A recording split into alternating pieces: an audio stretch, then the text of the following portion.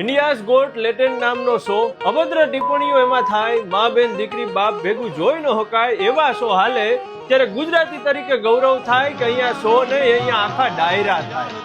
જ્યાં વાત એવી ન હોય કે આવે શરમ, અહીંયા તો ગર્વ થાય કે આવો છે આપણો ધર્મ. અહીંયા મા દીકરાના પ્રેમની વાત હોય કે દીકરી વિદાયનો પ્રસંગ હોય, પ્રેમની વાત હોય તો લોકો અહીંયા રડવા માંડે સાહેબ. દરેક ધર્મના વીરોની વાત હોય, અરે શેરીએ ગલીએ થયેલા પ્રસંગોની વાત હોય જેનાથી આપણને ગર્વ થાય. અને ખાલી સાહિત્ય નહીં પરંતુ શાહબુદ્દીન સાહેબ અને ધીરુભાઈ સરવૈયા હાસ્ય કરતા હોય તો તમે ભૂલ ન કાઢી શકો કે કોઈ વિશે અભદ્ર વાત એને કરી હોય. અને તમને ડાયરા કલાકારો એટલા હસાવશે કે તમારું હસી હસીને પેટ દુખી જાહે પણ તમારી લાગણી નહીં દુખે. ઈ આપણું સાહિત્ય અને ઈ આપણી સંસ્કૃતિ છે.